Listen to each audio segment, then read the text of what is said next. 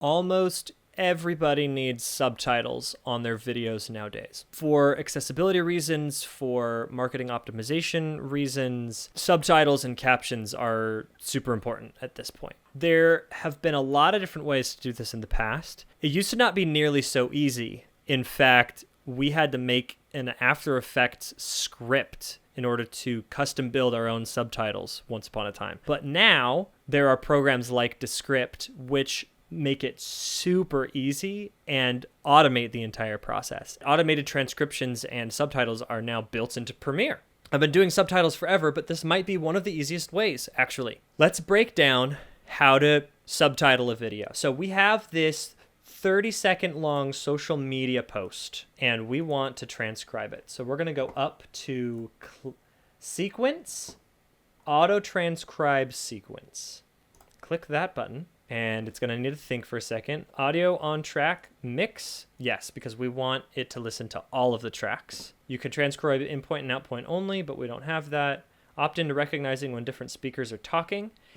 That could be nice if I was making like captions for a movie or something. I could automate some of that, but I don't need that right now. So I'm going to hit transcribe. Not only will this make a text document of what is said in the video, but it will also associate that with sounds and time codes so that as the subject is talking, the highlight will dynamically move. Okay, just watch. Does life feel like too much sometimes? Like you're sad and depressed and down in the dumps and filled with lumps that are gooey and oozy and sad? So the highlight is moving with me talking, which is so sick. It's just automatically here.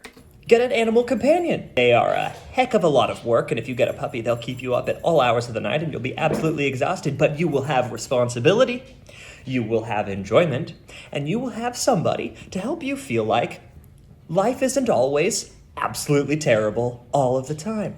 Try it, an animal companion. Okay, that was insanely accurate. I have never seen a transcription get 100% of the words correct. That was sick.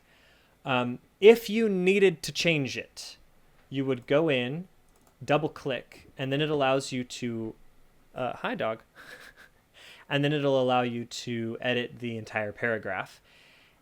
And you would think that it would get things wrong after that and that it would mess up the timing. But what it does is when you tell it what it's supposed to be, it then reevaluates the sounds and attaches them to the words again. So it will still be accurate and the timing will still work out. I have never changed the transcription to reflect the actual words being said and then it mess up the timing dramatically. So you would literally just backspace and type the words that they actually said where they said them, and then just click out, and then it would reevaluate really quick, and then it would get it accurately. Okay, all of these words are right, so we know that it works. So now we're going to create, so this is just metadata, right? It's not actually reflected in our timeline yet. So now we're going to create captions. There's a few options here. It took me a second to kind of figure them out. So create sequence from transcript, create blank track. So we obviously want to create from the sequence transcript that we just made. Caption preset, I just do subtitle default. I don't actually know what these other things are. My guess is that these are for different forms of like television and network and distribution demands, and I don't know enough about them. You would ask whoever you were working with if they needed something specific. But if you just want visual subtitles to burn into your video, like to go onto social media, you're just going to do subtitle default. Now, style. We have not created a subtitle style yet, but we can go back and change the subtitle style later. So we are going to be making some visual changes, but I usually go from the transcript first. Maximum length in characters. I've found with a vertical video like this, somewhere between 20 and 30 is kind of the best, a good middle ground, and 2.5 seconds of minimum duration is good. What you want is lines that are long enough that they feel like they have a significant number of words on them, but not so many that it starts to make multiple lines and like really create a lot of gross space. I want to do single lines, not double. If you do it and it doesn't look right, then you're just gonna make the captions again. It's a pretty fast process, and it's just going to be some trial and error to figure out what you want the sizing and the spacing to look like. And because of the way that it works, you can't really dynamically make those edits. You set the settings as you want them to be before, and then you hit create, and then if it's not quite right, then you go back and you make it a little bit different. So I'm going to hit create. All right, there you go. So now what it's done, we have audio tracks here, video tracks here, and now we have subtitle tracks anchored to the top. And it's made a bunch of different text clips that met all of our criteria for how many characters and how much minimum duration, combined with the timing of everything, right? So watch this. If I play, Does life feel like too much sometimes? Like you're sad and depressed? it's sick. It's so sick. This is ugly. It's Times New Roman. It has a really strong shadow. Like, it's tiny too. We want to make this look better.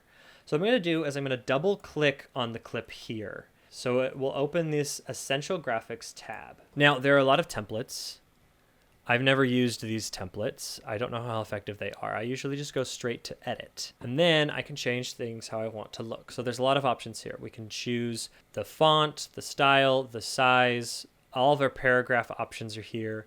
We can choose a line, and we can just easily get to the top, bottom, or middle, which is sick.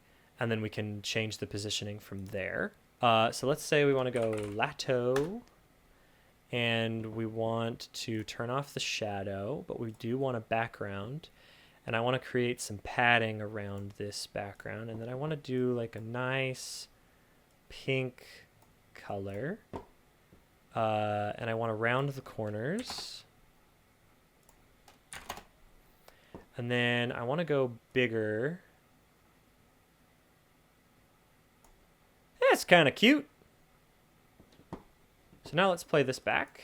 Does life feel like too much? Oh no, it only edited the first clip. Well, never you fear. Let's click on this clip. We're back in the Essential Graphics Edit tab.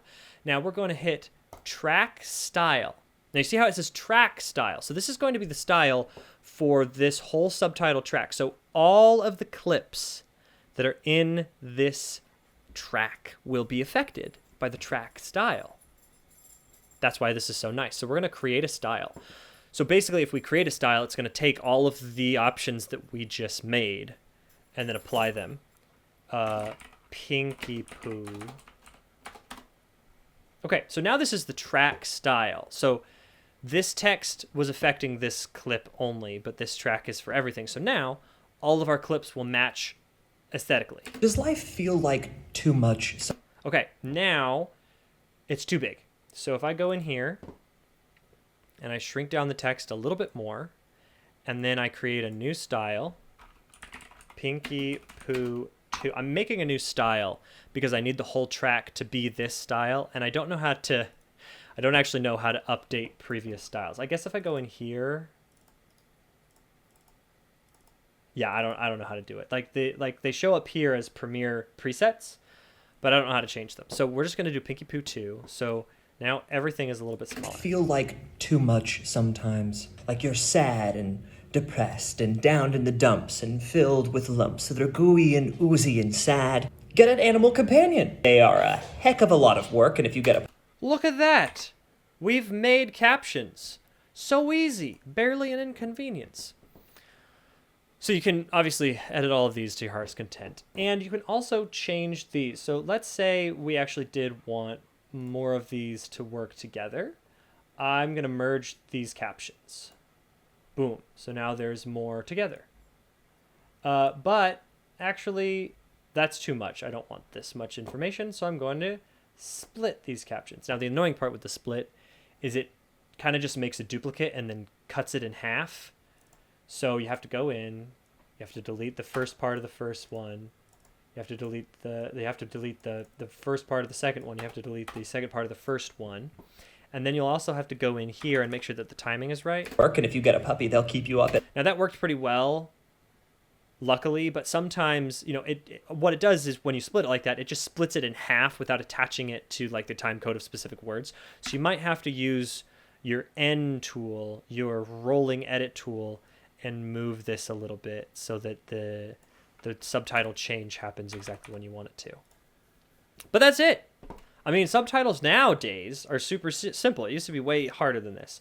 So then I'm going to Command M. The last thing to do that you need to know is when you're going to export this, the captions. So this subtitle track here is not by default part of the export. You have to choose what to do with your captions. So burn captions into video will make it look like how it looks right now. Create sidecar file will basically make an SRT that other programs can read in order to attach the captions to the video. I've never done closed captioning in films or TV or like internet distributed network stuff, so I don't know exactly how they use SRT files, but if you wanted to make those captions separate for those reasons, that's how you would do it. But you want to obviously make sure that the burn captions into video is turned on if you're doing like a social media video or a marketing video, and that's what you want to do there. All right, that's subtitles. That was so simple, so easy.